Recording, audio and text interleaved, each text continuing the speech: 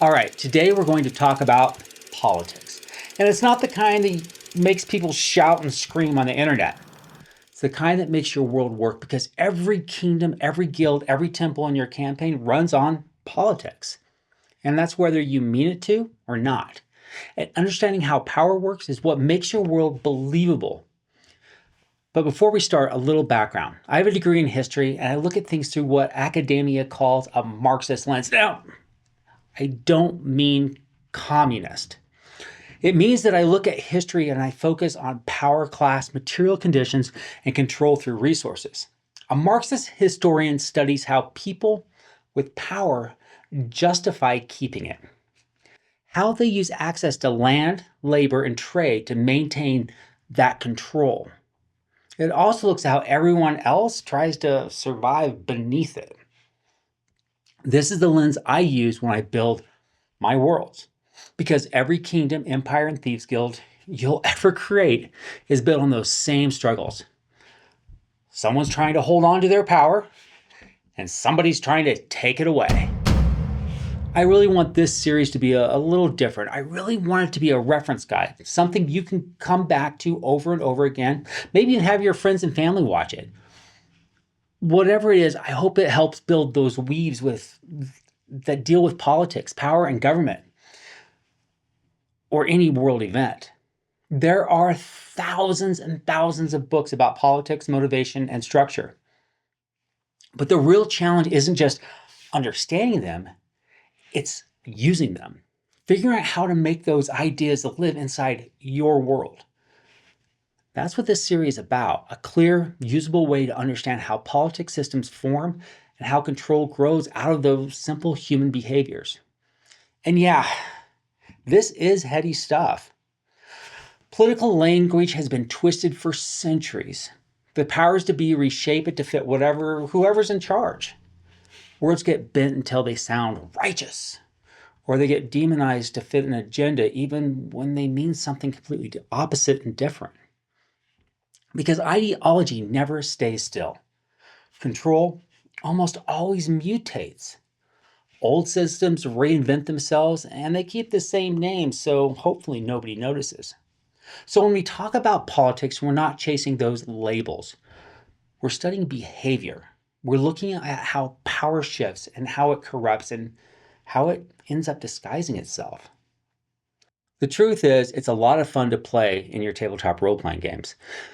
But what I really mean is a lot of fun for me as the dungeon master or the game master, because I get to use it to shape my worlds, to build tension and to press on the right players in the right ways. So instead of slogans or modern talking points, I'm going to use real world analogies, how power actually behaves, and show you how to use that behavior inside your own campaigns, because the goal here isn't to teach a political science class. If you want that, go take a college course. The goal is to make politics work in your world, to show how control drives every decision your players in your world makes. Because politics at its core is the study of control. Who has it, who doesn't, and what they are willing to do to keep it. By the end of this 3-part series, you'll have a full framework. This video, The Face of Value, breaks down how politics begins, from labor to money to control. In the next one, we explore how systems of power hold on to that control through laws and faith, economy, fear, and even war. In the final video, I want to show you how to bring it all to life at your table. How to make your kings believable, but your government flawed, and your players feel the weight of the world they live in. Before there were villager tools or trade, there was only work. Every living thing that wanted to survive had to move, gather, hunt, or dig. If you didn't eat. It was that simple. Everyone did everything. There were no dedicated farmers or dedicated hunters, and definitely no leaders. Just people doing what needed to be done to see another sunrise. You walked miles for routes. You spent hours looking for tracks. You slept where you stopped. There wasn't time to plan beyond the next meal, and there wasn't enough food to rest for very long. In that rhythm of survival came weight. A child too young to keep pace meant someone had to carry them.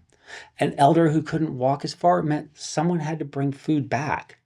An injury slowed the group, but leaving someone behind meant losing another set of hands for tomorrow. The world is cruel. Baddies, environment, life was precious. The old, the young, the sick, they all mattered, but they also made survival harder. Labor wasn't just work, it was responsibility. Everyone shared it because there wasn't any other way. If one person stopped, everybody in the group felt it. There are no shortcuts, no tools, no storage. Every meal had to be earned again tomorrow and the next day after that. The world didn't forgive idleness. That's labor in its first and truest form, the exchange of energy for life. No hierarchy, no reward beyond survival, just the endless trade of effort for existence. And somewhere in that exhaustion, people began to realize that maybe, just maybe, not everyone needed to do everything. That's where specialization began. At first, everyone did everything because they had to. But eventually, people started to realize that there are better at certain things.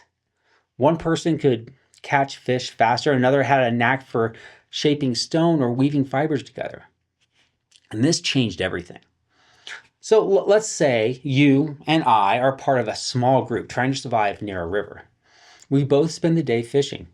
We each can catch about 5 fish a day, so 10 in total. But if we both have to stop halfway through the day and work and fix our nets, our numbers drop out. We lose time and the whole group eats less. So now let's change it. I stay behind and spend the whole day making nets. You take one of my nets and you head to the river. Instead of catching 5 fish, you bring back 12 because you can fish the whole day without wasting time fixing your nets, because I'm doing it. You give me 5 fish for my work. You keep 7, and everyone eats better than before. That's specialization. It's not complicated or philosophical. It's just efficiency. It's the moment work stops being identical and starts being valuable. Because now your time and my time, they're not equal anymore. We both work, but we do different things and we depend on each other. That trade effort for skill is the beginning of every single economy that has ever existed. And that idea of value doesn't stay small for long. Once people realize that you can trade work for something you didn't make, the whole shape of survival changes. That's where exchange begins and eventually money. Because once those people started specializing, survival got easier, but the balance started to shift. When everyone hunted and gathered, trade wasn't needed. You worked, you ate, and that was the end of it. But specialization meant that one person might be fishing while another might be shaping tools or tanning hides. They weren't doing the same work anymore, which meant they didn't always have what the other person needed. So they started to trade. At first, it was a direct trade. A fisherman traded a few fish for a new spear. The toolmaker might fix a knife in exchange for a basket of berries. And it works perfectly until it doesn't. Because direct trade only made sense when both sides needed what the other was offering. If the toolmaker didn't want fish that day, the fisherman was kind of out of luck. So people came up with something everyone could agree had value, even when it wasn't useful by itself. Beads, shells, bits of worked metal, shaped stones. Things rare enough to mean something, but simple enough to carry around with you. Those little objects became a kind of promise. They said, I owe you work, or you already earned something from me. That's how money begins, not as greed, but as trust. Once that trust existed, work changed again. Value would move without the person who made it. A hunter's skill could feed someone they never even met. A craftsperson could trade hours of effort for something made halfway across the world. And for the first time, work wasn't just about survival. It was about exchange. Money didn't create civilization, but it gave it traction. It let trade stretch past the tribe and seasons. And in that moment, power started to form because whoever could control what's counted as valuable, the shells, the coins, the weight of gold, could also control everyone else's choices. And that's the next step in the story. When value turns into power, control isn't just about work anymore. It's about who decides what work is worth. And once people begin to trade instead of share, something subtle starts to shift. Power stops being about survival and it starts being about direction. It wasn't just who could work, it was who could decide where everyone's work went. The first time someone stored more grain than they needed, control appeared. At first, it was smart, even generous. They're protecting the village from hunger. They're planning ahead for a bad harvest. But the moment scarcity arrives, that grain becomes more than just food. It becomes leverage. Now whoever holds the storage decides who ate and who waited. That's the first version of supply and demand.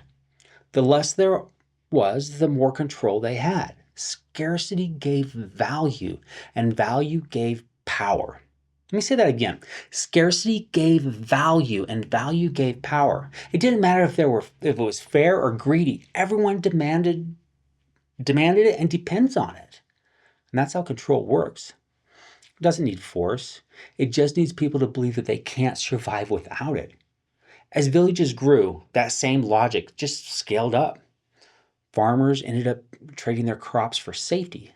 Lords offered protection in exchange for loyalty and labor. And the priests called it divine balance. And those soldiers made sure it stayed that way. Each one supported the other, safety for obedience, stability for freedom. And that's feudalism in a nutshell. It's not built on kindness or cruelty. It's built on fear of losing what little you have. But trade changes everything. When the coin enters the picture, safety stops being the goal and growth does. If you can sell your work instead of owning it, the game flips. Freedom becomes measurable, mobility becomes power, and that's how capitalism just walks right in, quiet, confident, and wearing the face of opportunity. Instead of a lord demanding your harvest, there's an employer renting your time. Instead of oaths, there are contracts. Instead of loyalty, there's ambition. And you know what? It feels fair. And compared to feudalism, it actually is. But underneath it all, control never leaves. It just changes the tools. Supply and demand still rule, but now it's by design. Only few control production, and the rest, like us, we chase the products. Scarcity keeps the wheel turning. If everyone has enough, the whole system kind of topples down on itself. So the market doesn't just measure value, it manufactures it. And people mistake movement for freedom. Feudalism kept people still. Capitalism keeps them running. It turns the same struggle into a race, faster, harder, and endless. And that's how control becomes invisible, because it doesn't need to be enforced when everyone's too busy trying to win.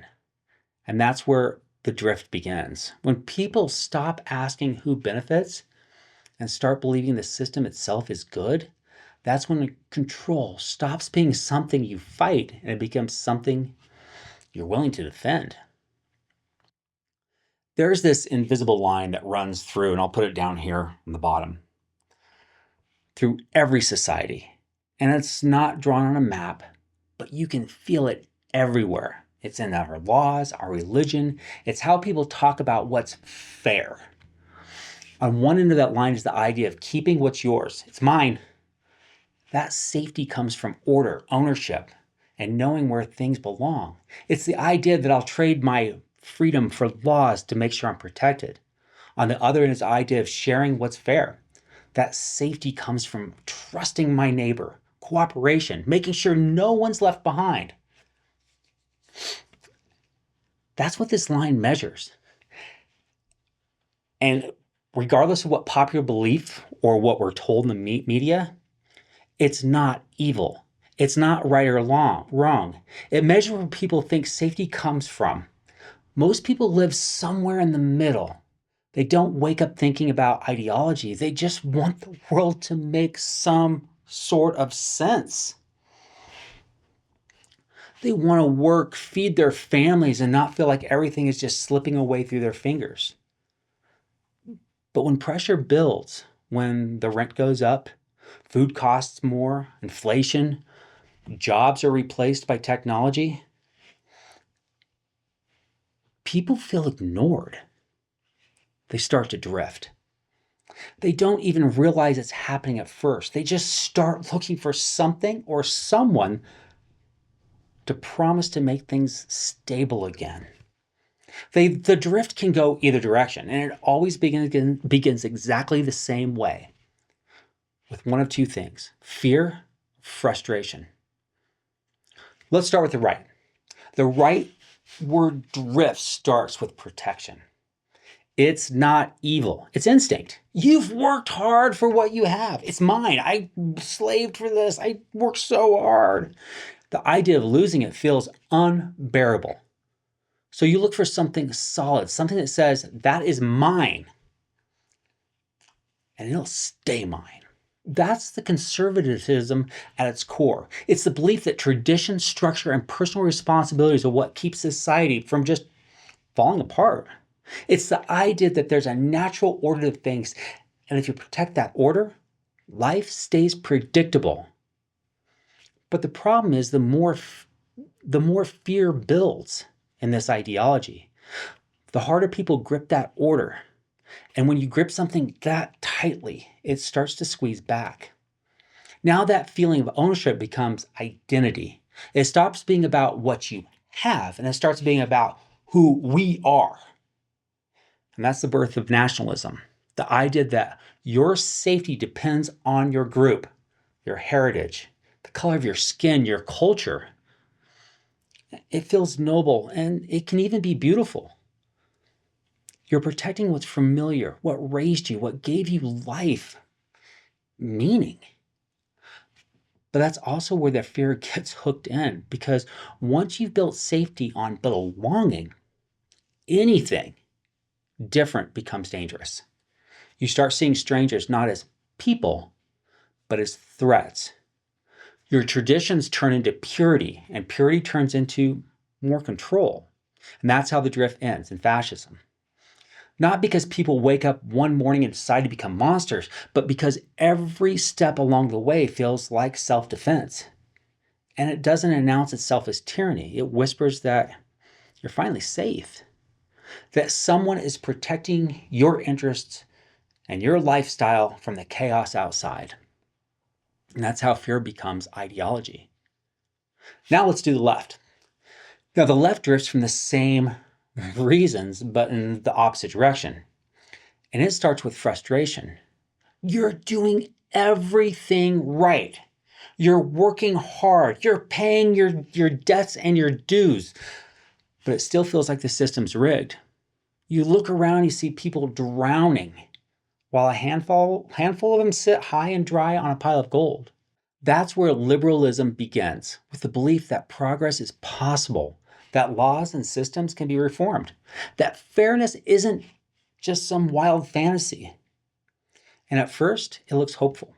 People rally, they protest, they write, and they believe. But when that progress stalls, when the corruption digs in and inequality keeps widening, that frustration starts to turn into solidarity. You stop believing the system can fix itself. So you start building new systems. And those new systems are socialism. People coming together to share control, to take power away from the few who hoard it. And the goal isn't control, it's fairness. It's saying no one should starve while another man builds a third house. But every attempt to make fairness real runs into that same wall, and it runs in hard. Organization. And organization means someone, somewhere, still has to manage it. If you push that far enough, you reach Marx's idea of communism, the classless society. And no, this is not communism of what Russia is or what China is. This is what Marx was talking about. No owners, no boss, no servants. Everyone contributes what they can and receives what they need. It's not about taking, it's about eliminating scarcity entirely. And this final form, Marx imagined what he called a utopian society, not heaven, not perfection, but a world where work and survival are no longer the same thing, where you create because you want to, not because you'll starve if you don't. That was his dream, not control, but the end of it. But like everything else on this line, the further you go outwards, the more it twists. Because idealism has its own kind of blindness. People stop seeing the individual and start seeing the cause. When that happens, fairness turns into uniformity, the same way protection turns into purity. Two sides of the same coin. The truth is, both drifts start from the same place: scarcity and insecurity. Both are reactions to fear. The right, if I hold tighter, I'll be safer. The left, if we share more, we'll be safer. And both can be corrupted, one by control, the other by idealism, and neither is immune, because that line isn't made of morals. It's made of people trying to survive systems that keep them struggling. All right, so I was in the middle of editing this part and something hit me. There's a huge piece that's kind of missing, and I don't want to leave it out. That line that I keep talking about, well, we all sit on it, every one of us. But so do your NPCs, your factions, your whole world. And here's what I realized. Most people don't stay in one spot. We all move, we pick and choose. You might be conservative about one thing, liberal about another, and might think that socialism has some good ideas and still feel proud of your country and your heritage. The same with the NPCs. And that's not hypocrisy, that's just how people work. Some people stand on that line, comes down to what they're willing to give up to feel safe in that spot. Here in the US, we basically have two parties. Yeah, I know, but let's be honest, there's only really two because they take up the most shelf space. Think of each one like a basket of goods. You don't get to pick what's inside. You just get the whole basket. Maybe you agree 60% of what's in it and the other side agrees with 60% of theirs. But the problem is, we don't get to take out the 40% we hate. So over time, people started fitting the entire basket, not because they love it, but because it's the only one they're allowed to carry. And the last thing I'd like to say before I get back to downstairs in my dungeony area, we stop evolving. I don't mean we stop learning, but once we get an idea in our head about what's right or wrong, we stick to it and we double down. And we go looking for someone or something to echo it back at us. Don't believe me? Go check out Reddit. It's the loudest sounding board on the planet. You can say the sky is purple and enough people agree with you, you feel validated. If you don't, you'll be ridiculed and told how stupid you are. In my last video, there was somebody that went back and forth with me, and he finally deleted his last comment. After I told him that I completely disagree with his conspiracy theories about the show Critical Role, another person kept trying to beat his point that I was so wrong about rolling dice and having critical roles. And when I told him that I was done, he got mad because I wouldn't keep feeding the debate and arguing with him. And my personal favorite is somebody that told me that I'm not as old as I am. Maybe because I look halfway decent, I don't know. But anyway, and there's no way, no humanly possible way that I was playing D&D when I was 8. But that's the internet. That's people needing to be right so badly that they forgot what the conversation was about. And I'm not above it either. And I've done it. That same instinct that need to defend what we think is right shows up in everything, even how we play our tabletop role-playing games. But the idea of evolving is why I made the last video on critical roles. I got cynical. I even critical. You see the pun? Because I didn't like the way the rules were using critical roles. So I stopped and asked why. And then I researched. I looked at the history and I studied it. I then ran sessions with and without them. And in the end, I came up to a strong position. The critical roles are bad for tabletop role-playing games. Not because they aren't fun, but because I want to tell amazing stories with my players, not with them chasing a dopamine high every time the dice hit 20. And politics works the same way. That act of defining who we are, through our beliefs, our religion, our music, our rights, our economic status, our life experience, where we come from, even who we love. All of that shapes how we drift. Those things decide which direction we move and which basket we end up grabbing. And the last thing I'll say is this: your point of view, your beliefs, they're always open to interpretation. Two people might say exactly the same thing and have the same belief, but when you dig deeper, they're completely different. And that's the part I think we've forgotten. And here's the cruelest trick of it all.